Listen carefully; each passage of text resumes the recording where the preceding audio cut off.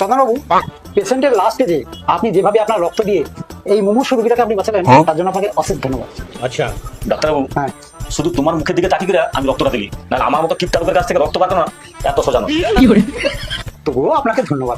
ধন্যবাদ। আইসি হ্যাঁ? এই যে দাদা, একটু দাঁড়াবেন। কেন? বলছি, আপনি আপনার রক্ত দিয়ে আমার জীবন বাঁচিয়ে যে উপকার করেছেন, সেই উপকারের ঋণ আমি কোনোদিন শোধ করতে পারবো না। তার জন্য আপনার জন্য একটা ছোট্ট উপহার আছে। কি উপহার? দিচ্ছি, একটু অপেক্ষা করুন। এই যে দাদা, ধরুন। হ্যাঁ? 1,00,000 টাকাই আছে, কিন্তু আপনি যে উপকার করেছেন তার তুলনায় এটা অনেক কম। ঠিক বলেছো। ডাক্তারবাবু, এই লোকের পরে যদি আবার কোনোদিন রক্ত লাগে, তুমি একটা বার আমাকে কল করবো, তুমি সারটা খেয়ে আবার রক্ত তৈরি করবো। আইসি হ্যাঁ বাবা, আইসি। চন্দনবাবু, হ্যাঁ 3 মাস আগে আপনি যে পেশেন্টকে রক্ত দিয়ে বাঁচিয়েছিলেন না, ওই পেশেন্টের আবার একটু রক্ত লাগবে আর কি। আপনি কি আসতে পারবেন? আসতে পারবেন মানে?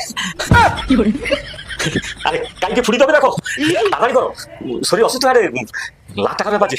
হ্যাঁ, চলুন, কেবিনে চলুন। পেশেন্টকে মানে দ্বিতীয়বার রক্ত দিয়ে যা উপকার করলেন তার জন্য আবারও ধন্যবাদ। ঠিক বলেছো। ঠিক আছে मौसम तो ऐसा लग रहा है दिल गार्डन गार्डन हो रहा है। ডাক্তারবাবু।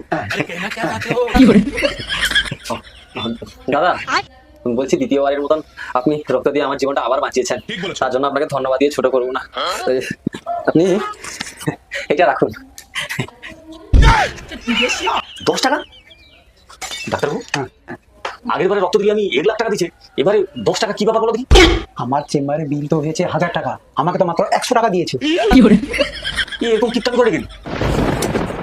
তোমার মতো কিপটা লোকের রক্ত যার শরীরে ঢুকবে সে কি আর ভালো হবে? আর কিপটা কথা না।